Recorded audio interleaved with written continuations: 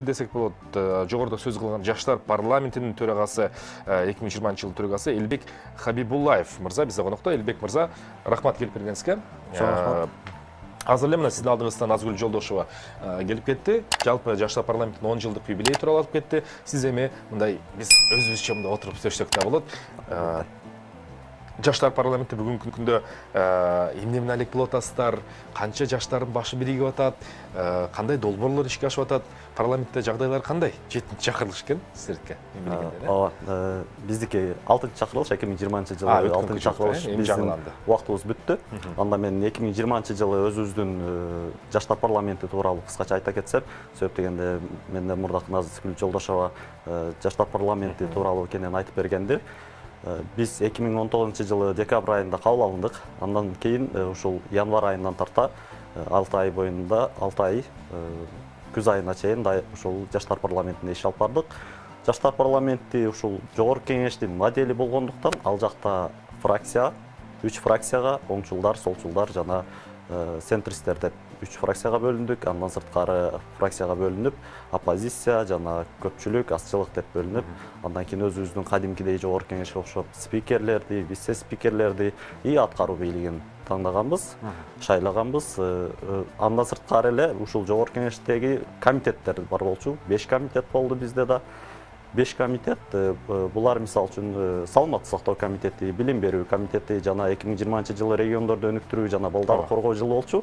Ушул багытка багыттап дагы ушул ат менен дагы бир комитет ачканбыз.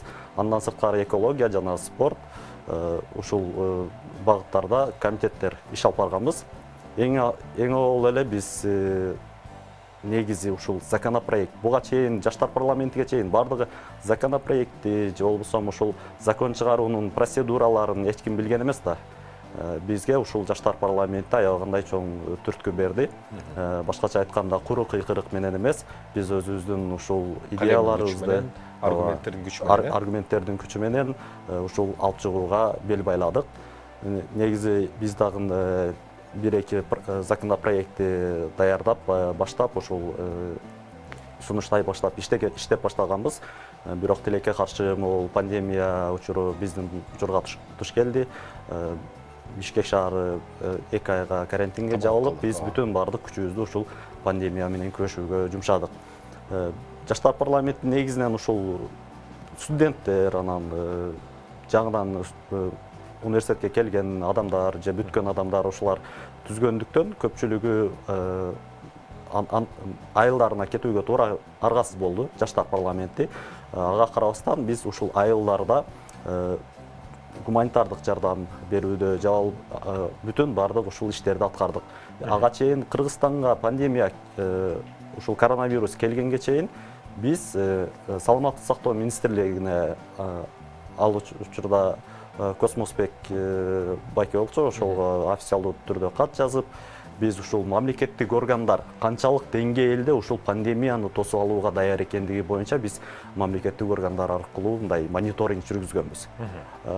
Ал мониторингде чындыгында бир канча ушул жерлерде кемчилик бар экендигин байкаганбыз. Ал кемчиликтерди тийиштүү жерлерге сунуштап, андан кийин керек болсо биз ушул генштабка деле кирсек, могул пандемия менен күрөшүүгө деген сунуштарды айтканбыз. Тилекке каршы алар кабыл алган жок, бирок биз ушул алдын алуу максатында бүтүн бардык биз сунуштарды берип, атайын роликтерди тартып, кандай кылып өзүн алып жүрүш керек экендигин ушулар боюнча бир топ иштер болду. Андан сырткары ушул биз ушул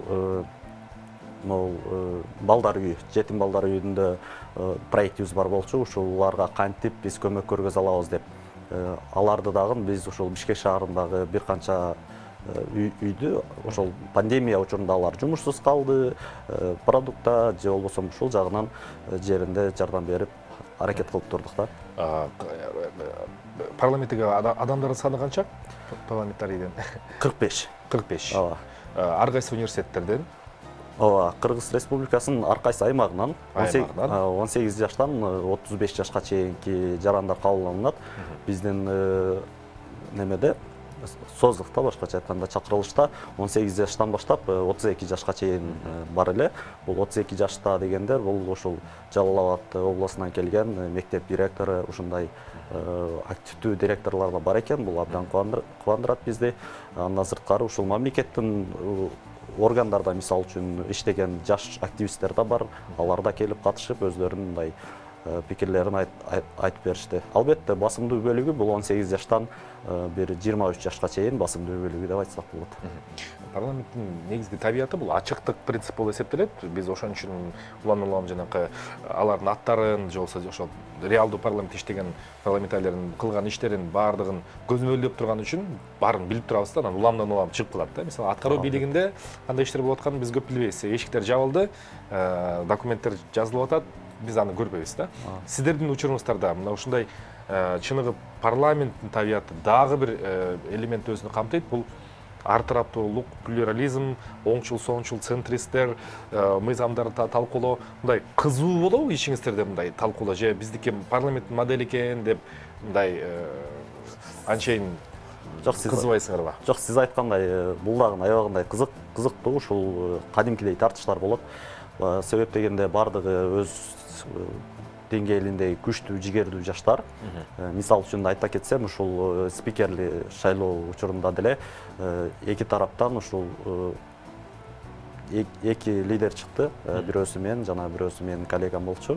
Кадимкидей конструктивдүү негизде өзүбүздүн аргументтерибизди, өзүбүздүн программабызды көргөзүп, ошол тартышып, кадимкидей ушул сүйлөшүү процесстери жүрөт. Андан сырткары деле мисал үчүн ушул проекттерди аткарууда деле эки мисал үчүн комитеттер арасында өз ара жарышуулар болот, же болбосо ушул кандайдыр бир иш-чара болсун, мисал үчүн законопроект же болбосо дагы бир кандайдыр бир иш-чара болсо, ар бир фракция ар бир өзүнүн атаандаштарын сунуштарын берип, ошол кадимкидей биздики мисал үчүн кнопка басуу деген же башка нерселер жок да. Мисал үчүн бирөөнүн ордуна бирөө добуш бердим деген сыяктуучу. Биздикилердин ар бири өзүнүн оюн так айтып түшүндүргөн жаштардан толук кандуу парламент экен. Ооба, албетте. Анча-мынча парламентке караганда, ал эми башка сөз. Мындай бир суроо, баарын кызыктырган суроо болсо керек, мен да ошону узатып коеюн. Мына жаштар парламенти деп кудум парламенттик башкаруу формасындагыдай бир өкмөт дайындайсыздар сиздер дагы. Албетте. Өкмөт дайындайсыздар, алардын отчетун кабыл аласыздар, зекип турасыңар, контролдоп, көзөмөлдөп турасыздар. Кандайдыр бир ушул мүчөңүздөрдүн арасында чыныгы баягы чоң саясатка, реалдуу саясий талаага өтөм, аралашам, же болбосо аралашып өткөн ушундай кейстер, учурлар барбы? Же болуп келе жатабы? Бышып келе жатабы ошол нерсе? Албетте, негиз жаштар парламентинде ар бир жаран ар кандай максатта келишет. Мисалы үчүн чындыгында чоң саясатка аттанам деген жаштар көп болчу. Алар ушул жаштар парламентине келип, өзүнүн ар тараптуу өнүктүрүп, буюрса бул жергиликтүү кеңештерге, балким бул жылы биздин арабыздан деле 1-2-3 депутаттарыбыз ушул жергиликтүү кеңештерге аттанып жатышат. Булардын бардыгы баягы куру кыйкырык менен эле чыгып албай, бардыгын көрүп, өз көзү менен кантип ишке ашырарын билген соң гана азыр аракеттенип жатышат да.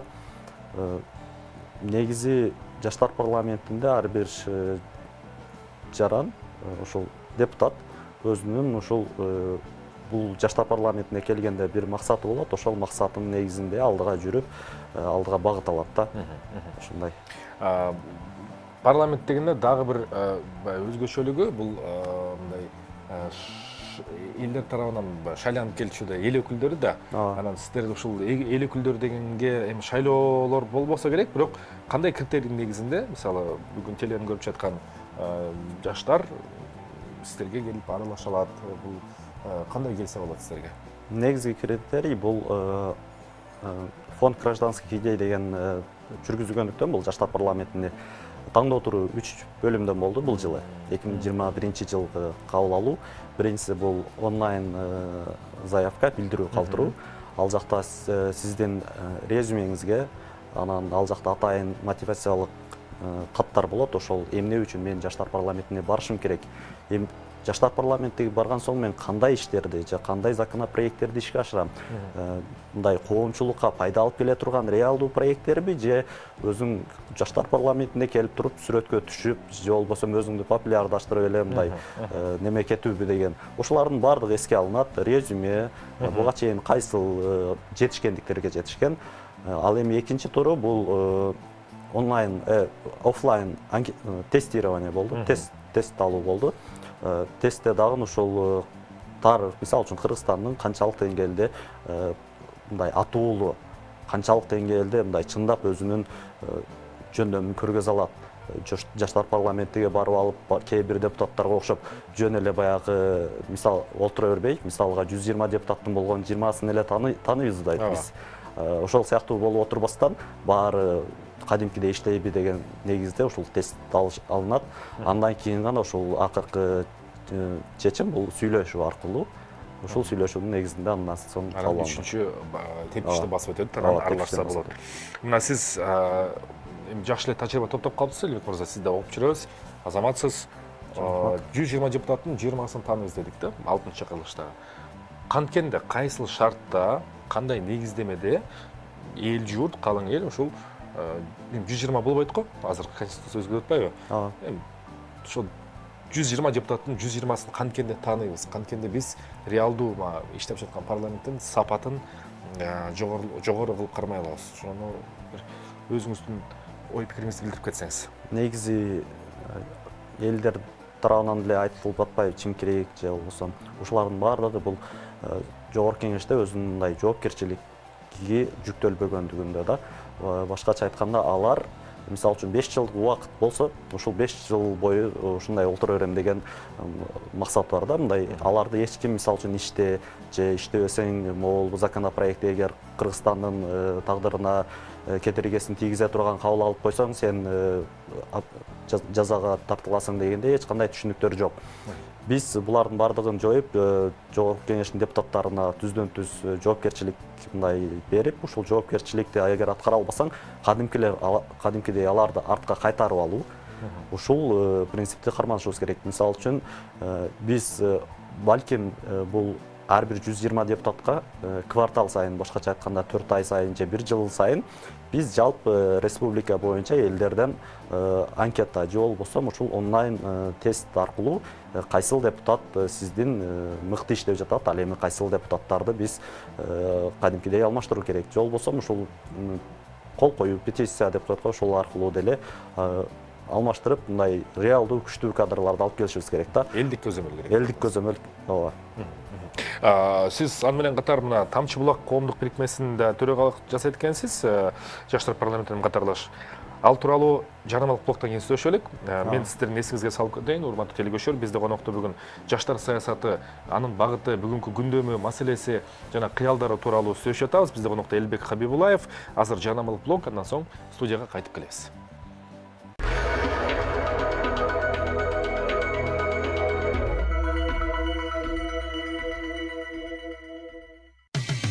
Кечтин кезекчиси Эркин Нурбаев. Кечеги болгон окуялардан кийин, мына октябрь окуяларынан кийин жалпы коомчулуктун чоң бир суроо талабы жаштар келсин, жаңылансын, анан баарыбыз сиздер менен кошо люстрация деген сөздү дагы үйрөнүп алдык да. Эми ошол сөздүн канчалык бүгүнкү күндө чындыгы бар, же болбосо бул жөн эле жаштардын жоосусу жоругубу, балким жаштар чындап даяр эмес же алар көрүнбөй жатабы деген суроолорго бүгүн биз ошол жаштар парламентинин төрагасы жана Тамчы булак коомдук бирикмесинин төрагасы Элбек Хабибуллаев менен сүйлөшүп атабыз. Элбек, ошо мен жогоруда айткан ошол элге айткан сөзүмдү чын төгүнүнүн өзүңүздүн пикириңизди айтып кетсеңиз. Бүгүнкү күндө Кыргызстан жаштар реалдуу саясатта мындай алдыны көздөй сүрөп кете алабы же биз дале ошол алдыдагы эскиден калган локомотивдерге мындай чиркелешкен вагон сыяктуу жүрө турганыбыз туура болуп атабы? Кандай болот жаштардын орду? Чындыгында азыркы учурда Кыргызстанда билимдүү жаштар абдан көп. Бирок ал билимдүү жаштар каякта? Ал билимдүү жаштардын бардыгы чет өлкөлөргө кеткен. Себеп дегенде, мисалы үчүн өзүңүз алып көрсөңүз, мисалы үчүн Манас университети же болбосо Аутса университетин бүткөндөр чет жактарга ушул окуу учурунда барып, ал жактарды көрүп келишет. ал жакты көрүп, балким ушул жайкы каникулда иштеп да келишип аткандары бар. Алар Кыргызстанга келген соң, Кыргызстанда жумуш орunu жок болгондуктан, ушул биздин күчтүү кадрларыбызды чет мамлекеттерге алып, ошол жактарга кетип калып атат. Биздин башкача айтканда ушул идеяга бай күчтүү жигиттерибиз чет мамлекеттерди өнүктүрүп атат. Мисалга алып келгенде, жакында окуп алдым, ушул Казакстандын IT компаниялар, ушул IT индустриясын карагандардын 40% ушул кыргыз жарандары, кыргыз немелери деп ушундай айтып жатышат. Ал эми Кыргызстанда дагы бар, бирок аз. Биз региондор менен Бишкек шаарын салыштыра турган болсок, айырма асман менен жердей, муну ошол октябрь айындагы окуялардан күбө болдук. Себеп дегенде азыркы мисал алалы, бир мектепте 25 бүтүрүүчү болсо, анын 15-и университетке тапшырат, анын 15-нин 1-2 жыл окугандан соң ушул университетте тийиштүү билим ала албагандыгын, турмуш шартына, андан сырткары университетте 4-курс же 3-курс болуп калганда сени жумуш орunu күтүп турбаганын билген соң, алар дистанттык негизде же болбосо ушул окуу системасын өзгөртүп, алар да миграцияга кетип калып атат. Экинчиден, бул региондордо такыр эле мындай жаштардын өнүгүүсүнө шарт түзүлгөн эмес. Алар ушул футбол, волейбол ойногондон сырткары мындай өзүн өнүктүрүү, же болбосо музей, кинотеатр, драма театр, ушул сыяктуу эч бир иш-чаралар жок. Бул райондук деңгээлде деле, айылдык деңгээлде деле. Биз азыркы учурда райондук деңгээлдерде кандай болот? Мындай белгилүү бир иш-чаралар болот. Мисал үчүн Исхак Разаковдун 100 жылдыгы деп коелу. Ошону бир атайын уюштуруп коюшат, бирок ал жактарга деле мындай жаштар эч бир чакырылбайт да. Башкача айтканда, ушул жергиликтүү жерде деле, жогорку кеңеште деле ар кандай законопроекттер кабыл алынганда деле такыр жаштардын үнү угулбайт. Мисал үчүн ала кетели, ушул жаңы конституция жазышпадыбы, конституциялык совет деп. Ошол жакта бир да жаш жок болчу. Ал жерде эң жаш деген Медер Алиев деп өзүн тааныштырып жатты. Медер Алиев деле тилекке каршы жашы, мисал үчүн эң жаш дегенибиз азыр 40 жашка барып атат да. Ал эми чыныгы азыр реалдуу өзүнүн Европадан, башка жактардан билимин алып, Кыргызстан үчүн күйгөн жаштар биз сайрап эле жатабыз ушул интернет аркылуу же башка аркылуу, бирок бизди кабыл алган адамдар жок да. Ушул негизде болуп атат. Демек, чын-чынына келгенде, жаштарга, түшүнүп аткан жаштарга муктаждык жок экен да. Бийлик тараптан. Кандай дейсиз? Азыркы учурда кандай десем, мен айтайын деген оюм жаштар келсин деген сөздүн өзү абдан сонун угулат. Тим эле кооз, бирок эми жаш болобу, кара болобу, негизи статистикага байлана турган болсок, ар кайсы коомду, мамлекетти, билбейм, башка маселени 100% алсак, ошонун негизи дээрлик 5%-на жетпеген коомчу алдыны көздөй сүйлөп кетет да. Калгандары сүйлөй тургандар. Бирок ошол сүйлөп кете тургандардын жаштарды дагы келбей жатканы өкүнүчтүү болуп атат да. Кайсы шартта келишет? Канткенде аларды суранып туруп, колунан жетелеп, колу бутунан байлап алып келгенде да болбойт да. Эркиндиктерин чектей албайбыз да эч кимди. Негизи локомотив күчтүү жигиттерди бүтүн бардыгын биз аларга мүмкүнчүлүк беришибиз керек. Биринчиден ушул мамлекеттик органдардын бардыгы эшиги ачык болуш керек. Алар ар кандай идеяларды, сунуштарга бардыгын кабыл алып, реалдуу түрдө аларды талдап, эгерде идеясы жакшы болсо, ошол балага ошол проекттерди ишке ашырууга мүмкүндүк бериш керек. Эң туура. Бул биринчиден. Андан сырткары азыр жаштар келсин дегенибиз менен кандай жаштар деген пикир бар. Себеп дегенде азыр акыркы окуялардан кийин мындай көкүрөгүн кагып чыкканда жаштар болуп кетти.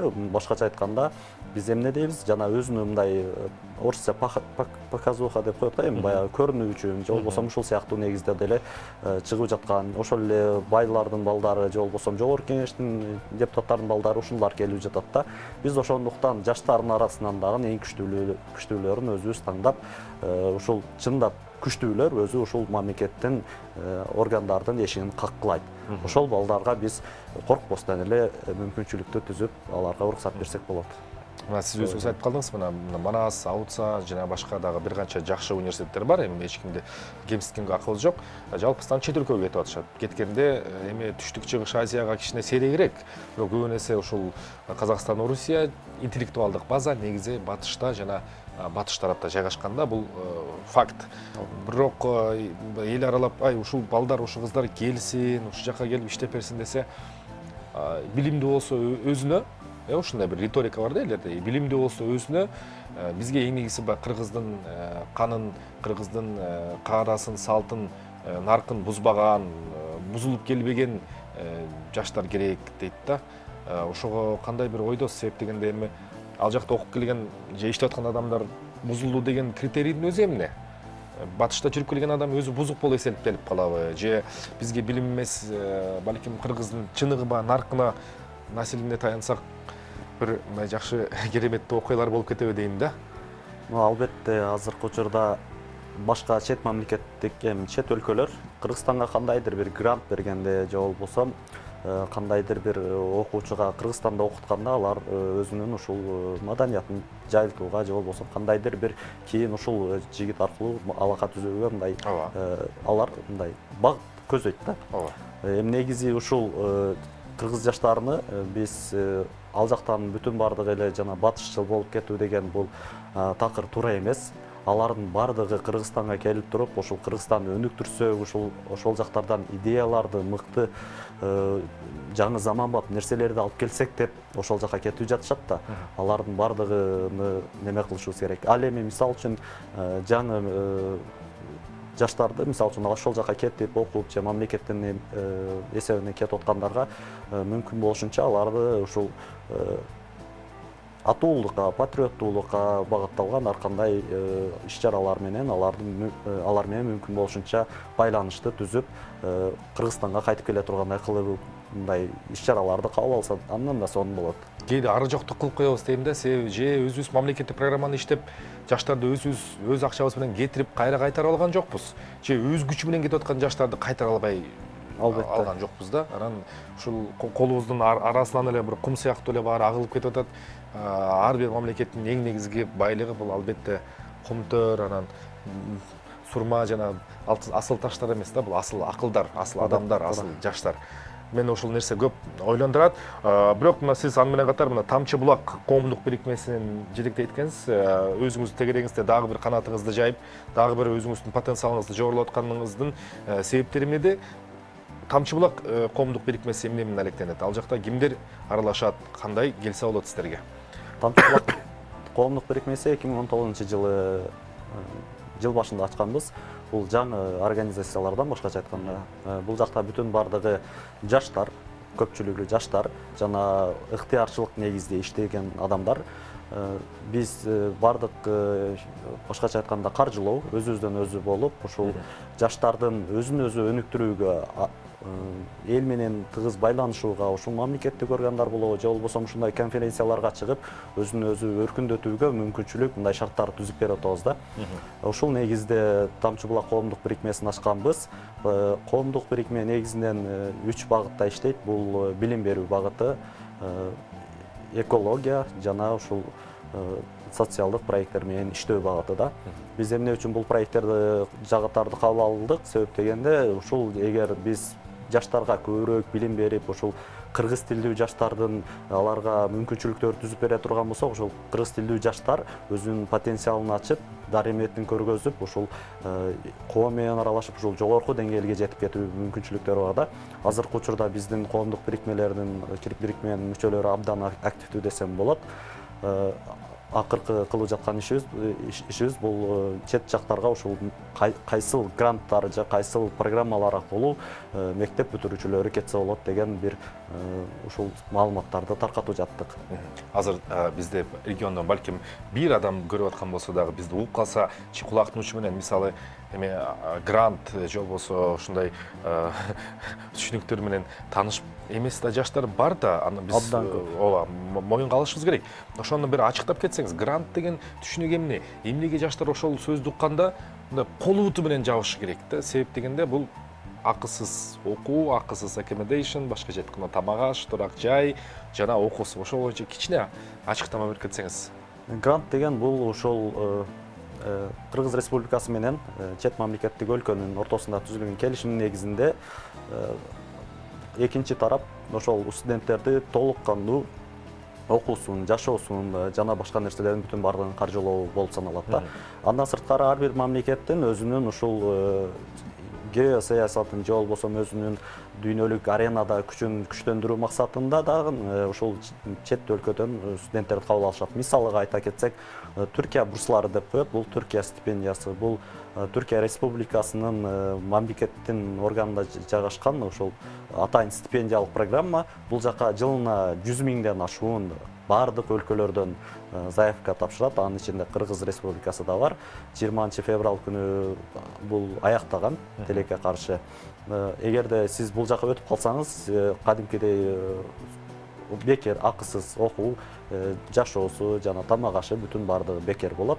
Ал жакты сиз бүтүрүп келген соң эч кандай аларга мындай обязательство, мындай муктаж байланып калбастан эле каалаган жумушуңда, каалаган жериңде иштесең болот да. Кандай сон?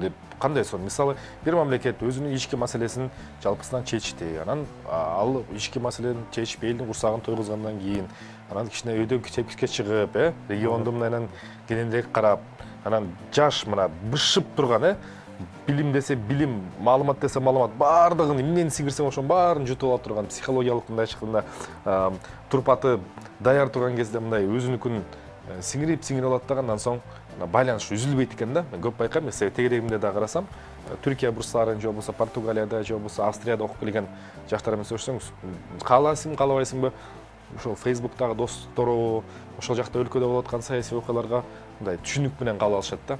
Бир күн болсо бир күн ошол күн бизге да келер деген чоң үмүттөбүз. Эми сизге мындай жыйынтыктоочу суроолордун бири, сиз жаштар менен иштеп жүрөсүз. Канткенде мындай эң жөнөкөй бир мындай ачыктаманы айтып кетсеңиз, канткенде биз могул азыркы сазга отуруп калган акыбалдан чыгып кичине тизедесек, тизеден кичине тигинен турсак, тигинен туруп басып, анан чуркап кеткенде жакшы бир ийгиликтерге жетишебиз. Эмне жетишпей атат бизге? Эмненин негизинде биз бир мындай биргелешүүгө, консолидацияга келе албай атабыз? Силер мындайсыңар деп зекиген булар болсо муну урушкандар чачырандыбыз.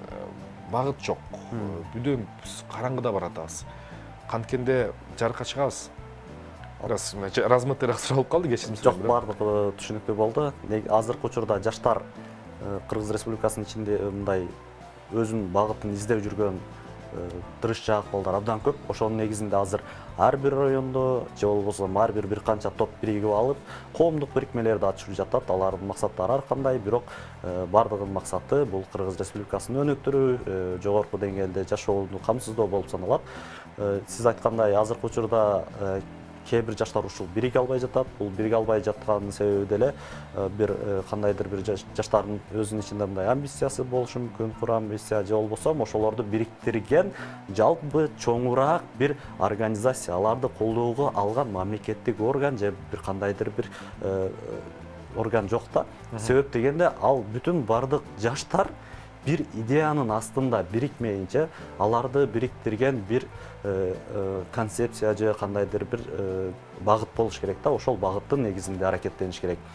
Ал эми жаштар канткенде ушул даражага жетет, ушул өзүнү мындай билимдүү болот деген суроого жооп бере турган болсом, бул эң биринчиден эле мектепте окуп жүргөндө коомчулук менен мүмкүн болушунча аралашып, коомдо өзүңдү эркин алып жүрүүгө, мектептеги ар кандай иш-чараларга катышып, өзүңдү ар тараптуу өнүктүрүп аракет кылышың керек. Андан сырткары изденүүдө болушуң керек дайыма.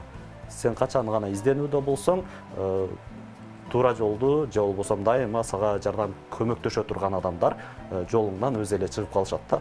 Ошондуктан ушул аракет кылыш керек. Азыр андан сырткары бир аз регион менен шаардын айырмасы ушул кыргыз тилинде региондо билим алып келишип, ушул шаарда аралаша албай калып жатат. Бирок бул такыр чектөө эмес. Кыргыз тилинде деле азыр көпчүлүк иш-чараларда кыргыз тилинде деле кеңири сүйлөсө болот. Ошондуктан эч кандай мындай тартынуунун кажети жок. орыс тилин дагы, жапон тилин дагы, англис тилин дагы. Анысы да биздин тилибиз башка тилге аябай жатык келет да. Кантип эле эми Элбек мырза кыялдар менен иш аракеттерди кошо камтый жүрөлүк анда эмесе. Сиз да кыла бериңиз, сиздин жаныңызда биз да көмөгүбүз, жардамыбыз тийип калса жаныңыздабыз. Ийгиликтер калайбыз. Эртең юбилей кут болсун анда эмесе. Жаштар парламенти 10 жылдык болот экен. Буюрса эртең кичи арада көрүшөбүз. Жана Тамчы булак коомдук бирикмесине дагы барган сайын канатын жайып, тамырын кенен жазып, катарыңыздар суюлбай көбөй берсин. Ишиңерге ийгилик. Чоң рахмат. Биз болсо